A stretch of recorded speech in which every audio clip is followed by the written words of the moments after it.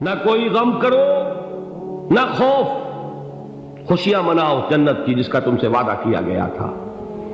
اللہ کی ربوبیت پر اطمینان جب انسان کو ہو جاتا، میرا رب اللہ ہے، ربی اللہ، انسان کے لیے نہ کوئی کھٹکا، نہ کوئی خطرہ، نہ کوئی خوف، نہ کوئی حزن۔ جو کچھ ہو رہا ہے کس کے اذن سے ہو رہا ہے؟ اللہ کے اذن سے۔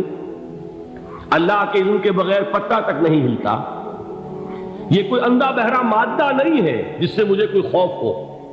اندھا بھینسا چلا آ رہا ہو اس سے تو ڈرنے کا ہر انسان کو ڈرنا چاہیے، نہ معلوم کس کو ٹکر مار دے۔ لیکن نہیں، اس کائنات کو چلانے والا ایک سمیع و بصیر خدا ہے، وہ جو میرا دوست ہے، میرا ولی ہے۔ اللہ ولی الذین آمنوا یخرجہم من الظلمات الی النور۔ اللہ اہل ایمان کا ولی ہے، ساتھی ہے، پشت پناہ ہے، مددگار ہے، حمایتی ہے۔ بتائیے جسے یقین ہو جائے کہ اللہ میرا مددگار، اللہ میرا محافظ، اللہ میرا پشت پناہ، اللہ میرا حمایتی، اس کے لیے کوئی خوف ہوگا؟ اس سے کوئی ڈر ہوگا؟ میں مثال دیا کرتا ہوں ایک بہت سادہ، پنجاب کے دیہات کی۔ تو بڑا چودھری ہے اور کوئی غریب کسان ہے۔ اس غریب کسان کے جانوروں کو ہر وقت اندیشہ ہوگا چوری کا، کوئی میری بھینس کھول کر نہ لے جائے، کوئی میرا بیل کھول کر نہ لے جائے۔ لیکن جس کے بارے میں یہ سب کو معلوم ہو کہ وہ جو بڑا چودھری ہے وہ اس کا دوست ہے، اس کی بچیا کو کوئی خوف ہوگا؟ اس کی بھینس پر کوئی ہاتھ ڈالے گا؟ اسے کوئی اندیشہ ہوگا؟ نہیں۔ کیوں؟ کہ وہ بڑا چودھری، بڑا اس کا یہاں کا سردار، جاگیردار، سب کو معلوم ہے وہ میرا دوست ہے، کوئی میرے خلاف اقدام نہیں کر سکتا۔ اس دنیا میں یہ چھوٹی سی بات اگر آپ کے دلی اطمینان اور سکون کا باعث بن سکتی ہے تو ذرا تصور کیجئے۔ میں لفظ تصور استعمال کروں گا صرف اس لیے کہ اس کا ہم جس کو کہتے ہیں ادراک اور شعور کر نہیں سکتے، اگر کے ساتھ کر سکتے۔ اگر یقین ہو کہ اللہ میرا مددگار اور یقین ہو کہ اللہ ہر آن میرے ساتھ ہے، پھر کوئی خوف؟ کس کا خوف؟ کوئی شے اللہ سے بالا تر ہے؟ کوئی قوت اس سے زیادہ طاقتور ہے؟ کوئی اس کے ارادے کو بدلنے والا ہے؟ کوئی اس کی مشیت کے آڑے آنے والا ہے؟ یہی بات ہے جو حضور نے فرمائی، یہ ایمان کا حاصل ہے لب لباب،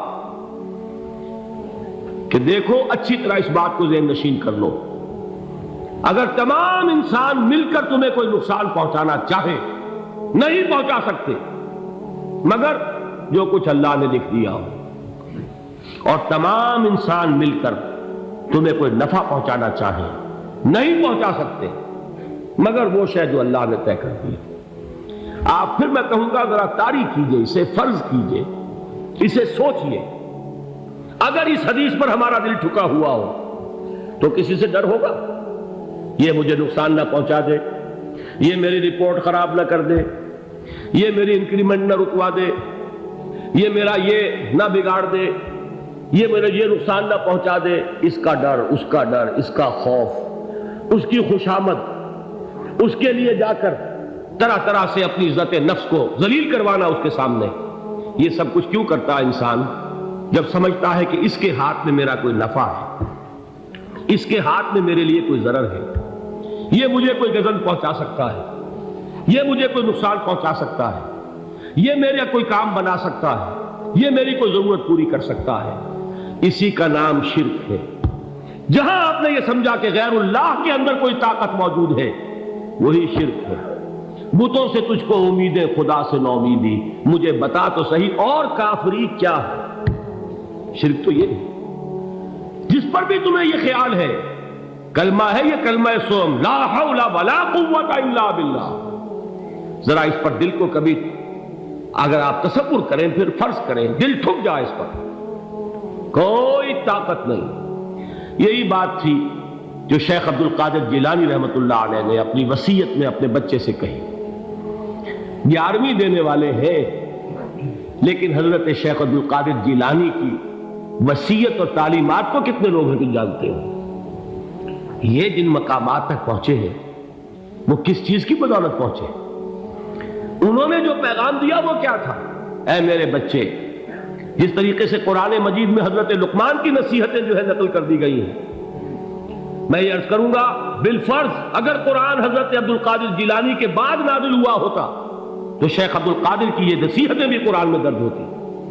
اتنی اونچی نصیحتیں ہیں۔ اے میرے بچے، اس حقیقت کو ذہن نشین کر لے، لا فاعل فی الحقیقت ولا مؤثر الا اللہ۔ اس کائنات میں نہ کوئی فاعل حقیقی ہے نہ مؤثر حقیقی ہے سوائے اللہ۔ کسی شے میں کوئی تاثیر نہیں اگر اللہ نہ چاہے۔ آگ جلا نہیں سکتی اگر اللہ نہ چاہے، پانی ڈبو نہیں سکتا اگر اللہ نہ چاہے، زہر ہلاک نہیں کر سکتا اگر اللہ نہ چاہے، کوئی چیز فائدہ نہیں پہنچا سکتی اگر اللہ نہ چاہے۔ تو در در پہ کیوں سر جھکاتے ہو؟ در در پر کیوں جبیں سائی کرتے ہو؟ سب کے سامنے کیوں ہاتھ پھیلاتے ہو؟ ایک اللہ سے مانگو، ایک اللہ کے سامنے زمین پر اپنی جبین رکھو۔ لا فاعل فی الحقیقت ولا مؤثر الا اللہ۔ نظر آتا ہے ہمیں کہ پانی پیاس بجھا دیتا ہے، پیاس بجھانے کی صلاحیت پانی میں نہیں ہے، اللہ کے اذن سے۔ کھانا بھوک مٹا دیتا ہے، بھوک مٹانے کی صلاحیت کھانے میں نہیں ہے، اذن رب میں ہے۔ دیکھیے یہی یقین تھا حضرت موسیٰ علیہ السلام کا واقعہ یاد کیجئے۔ سامنے سمندر آ گیا ہے، قوم دیکھتی ہے پیچھے کہ گرد و غبار کا طوفان، معلوم ہوا کہ فرعون اپنے لشکر سمیت آ گیا۔ لشکر جب چلتا تھا تیز رفتاری کے ساتھ تو گرد و غبار کا جو طوفان اٹھتا تھا اس کا تصور کیجیے، اور لمحہ بلمحہ وہ قریب آ رہا ہے۔ پوری قوم نے کیا کہا؟ اے موسیٰ انا لمدرکون، اے موسیٰ ہم کو پکڑے گئے۔ قرآن مجید نے تو یہاں وہ باتیں نہیں لکھی ہیں، لیکن تورات میں یہ درج ہے کہ بنی اسرائیل جھگڑنے لگے، دست و گریبان ہو گئے موسیٰ کے ساتھ۔ موسیٰ نے یہاں مروایا لا کر، اس سے تو ہم ہی بہتر تھے، وہاں کھانے کو ملتا تھا، زندگی تو تھی، بیگار ہم کر رہے تھے، موت تو نہیں تھی۔ اب جو کچھ ہوگا اس کا تصور کرو، جس طریقے سے ہمارے ٹکڑے اڑائے جائیں گے۔ تو لڑ رہے ہیں حضرت موسیٰ علیہ السلام سے، یہ تورات کی تفصیل ہے۔ قرآن میں صرف اتنا آیا ہے، پریشان ہو کر انہوں نے کہا انا لمدرکون، موسیٰ ہم کو پکڑے گئے۔ اس وقت موسیٰ کا جواب کیا ہے؟ کلا ان معی ربی سیہدین، نہیں، میرے ساتھ میرا رب ہے، وہ راستہ دے گا۔ بتائیے کہاں راستہ نظر آ رہا ہے؟ یہ ہے ایمان بالغیب۔ راستہ نظر نہ آئے تب اللہ پر یقین ایمان ہے۔ جیب میں پیسے ہوں اور تب دل کو اطمینان ہے تو ایمان کس پر ہوا؟ پیسے پر، اللہ پر نہیں۔ جب وسائل و ذرائع نہ ہو اور پھر یقین ہو کہ اللہ مسبب الاسباب ہے، وہ اسباب کا پابند نہیں ہے، وہ اسباب کا محتاج نہیں ہے، اسباب اس کے محتاج ہے۔ اگر یہ یقین ہے تو اللہ پر ایمان ہے، یہ نہیں ہے تو تمہارا ایمان اسباب پر ہے، وسائل پر ہے، ذرائع پر ہے، مادیات پر ہے، اللہ پر نہیں۔ اس وقت کہاں راستہ تھا؟ کوئی راستہ تھا؟ سمندر ہے اور ادھر سے لشکر آ گیا ہے۔ کلا ان معی ربی سیہدین۔ اب دیکھیے ایمان کہہ دینا آسان ہے، ہوا معکم اینما کنتم، جہاں کہیں بھی تم ہوتے ہو اللہ تمہارے ساتھ ہوتا ہے، لیکن اس کا یقین قائم ہو جائے تو زمین و آسمان کا فرق واقع ہو جائے۔ یہی بات ہوئی حضور کے ساتھ۔ غار ہے، چھپے ہوئے ہیں محمد رسول اللہ اور آپ کے وہ یار غار ابو بکر صدیق رضی اللہ تعالی عنہ۔ اقبال نے حضرت ابو بکر کی شان میں چند اشعار کہیں صرف، لیکن واقعہ یہ ہے کہ بھاری بھاری نظموں پر اور قصیدوں پر بھاری ہے، طویل ترین نظمیں اور قصیدے ہوں ان پر بھاری ہے۔ ہمتیں ابو بکر کی ہمت جو ہے، کشت ملت را چوں ابر، جیسے بارش سے کھیتی اپجتی ہے، ابو بکر کی ہمت اور عزیمت اس امت کو اسی طرح سینچنے والی ہے۔